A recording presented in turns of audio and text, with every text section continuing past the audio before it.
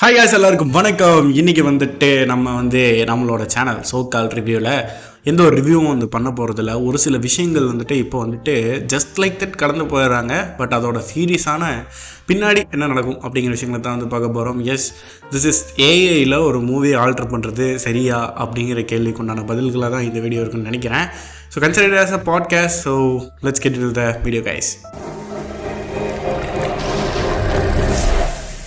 ஏஐனால் ஒரு படத்தை ஆல்டர் பண்ணுறது எந்த அளவுக்கு சரியான விஷயம் அப்படிங்கிறத இப்போ பேசலாம். பட் என்னை பொறுத்த வரைக்கும் அது சரியான விஷயமே கிடையாது. ஆனால் ரீசெண்டாக ஒரு படம் ராஞ்சனா அம்பிகாபதி என்ன வேணால் சொல்லலாம். ஸோ அந்த ஒரு படத்தை அதோட கிளைமேக்ஸை ஏஐயில் எடிட் பண்ணிட்டு ரீரிலீஸ் பண்ணியிருக்காங்க. ஃபர்ஸ்ட் ஆஃப் ஆல் இந்த ரீரிலீஸ் பண்ணணும் அப்படிங்கிற விஷயத்துலேயே எனக்கு உடன்பாடு கிடையாது. ஸோ அது ஒரு சமயத்தில் டெண்டராக இருந்துச்சு.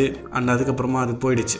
யூஸ்வலாக இப்போ ஒரு விஷயம் நடக்குது. அது எந்த ஒரு விஷயமாக இருக்கலாம், இல்லை ஒரு மனிதராக இருக்கலாம், நபராக இருக்கலாம். ஸோ அவங்க ட்ரெண்ட் ஆவாங்க. ஒரு பீரியட் ஆஃப் டைமில் பயங்கர ஹையாக இருப்பாங்க. அண்ட் அதுக்கப்புறமா ஆள் எங்கே இருக்காங்கன்னு தெரியாமல் மறைஞ்சு போயிடுவாங்க. ஸோ அந்த மாதிரி ஒரு விஷயமாக தான் இந்த ஒரு ரீரிலீஸையும் நான் பார்க்குறேன். ஒரு சீக்வன்ஸ் ஆஃப் டைமில் இருக்கிற எல்லா படங்களையும் ரீரிலீஸ் பண்ணாங்க.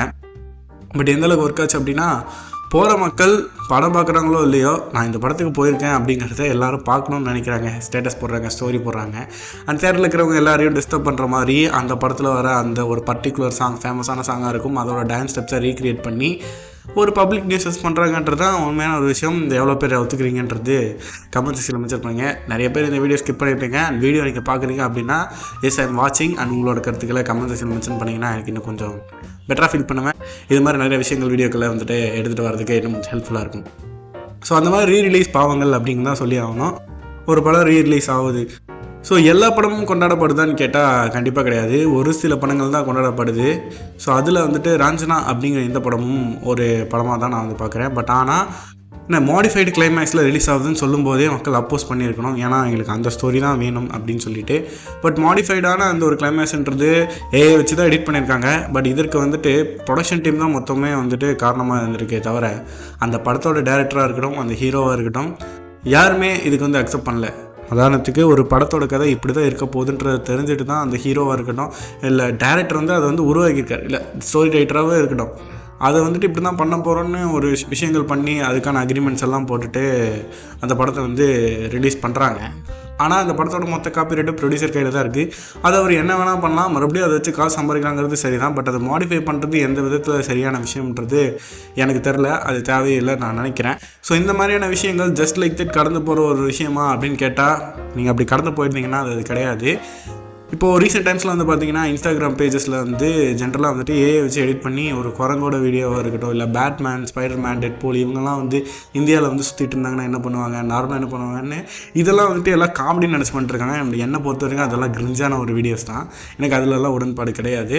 பட் எனக்கு ஒரு விஷயம் புதுசாக பட்டுச்சு. ஏன்னா நாம் பார்த்த நாஸ்டாலஜிக்கான படங்களில் இந்த சீன் சீக்வன்சஸ் இப்படி மாறி இருந்தால் அது எப்படி இருந்திருக்கும் அப்படிங்கிற ஒரு விஷயத்தை அந்த பர்டிகுலர் சீன் சீக்வன்ஸை மட்டும் மாற்றி ரிலீஸ் பண்ணியிருந்தாங்க.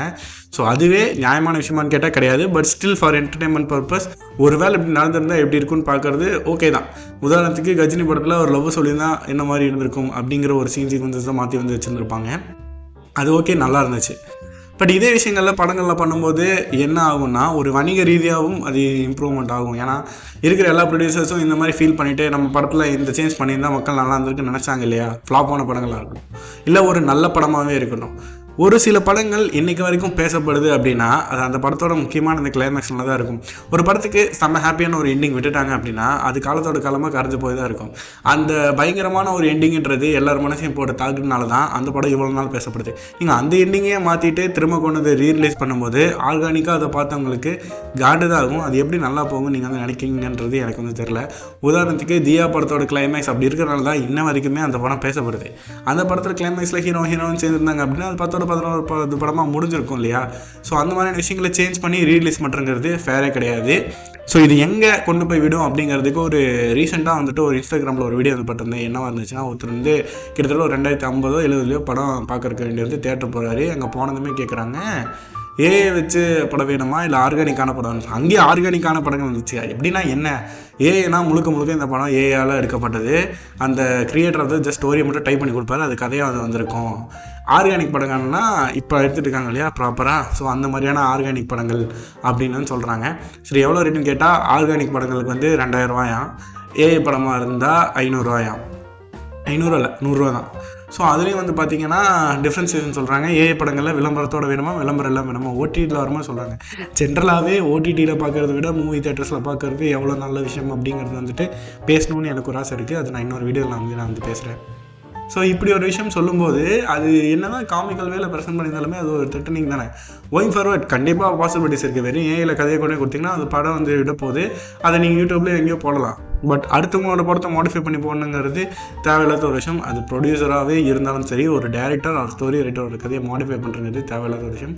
அண்ட் இந்த ஆர்கானிக்கான மூவிஸ்ன்ற அந்த ஒரு இது காலகட்டத்துக்கு வந்துடுவோமோ அப்படிங்கிற கேள்வி இருக்கேன். இப்போவே பார்த்தீங்கன்னா நிறைய படங்கள் அனிமேஷன் மூவிஸ் தான் இருக்குது. அந்த படங்களே நிறையா அனிமேட்டட் விஷயங்கள்லாம் பண்ணிட்டு தான் இருக்காங்க. பட் அவுட் அண்ட் அவுட் ஒரு படம் ஃபுல்லாக ஏனால் வருதுன்றது இப்போதைக்கு சப்போர்ட் பண்ண படலைனாலும் ஃப்யூச்சரில் சப்போர்ட் பண்ணப்பட்டுச்சு அப்படின்ற பட்சத்தில் கண்டிப்பாக இங்கே சினிமா துறையை தேடி ஓடுற அவ்வளோ பேரோட வேலை போகும். அதை தாண்டி அவ்வளோ க்ரியேட்டர்ஸோட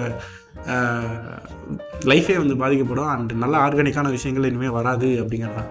இப்போவே என்னவே ஒரு ஆக்ஷன் படம் இல்லை ஒரு பயங்கரமான படங்கள் இல்லை ஒரு ஏஐயில் ஜென்ரேட் பண்ண படங்களாக இருக்கட்டும், இல்லை எந்த விஷயங்கள் அனிமேட்டட் படங்களாக இருக்கட்டும், ஒரு பிரம்மாண்டமான விஷயத்தை காட்டினாலுமே மக்கள் பிரம்மாண்டத்தை ஒரு நிமிஷம் பார்த்துட்டு விட்டுருவாங்க.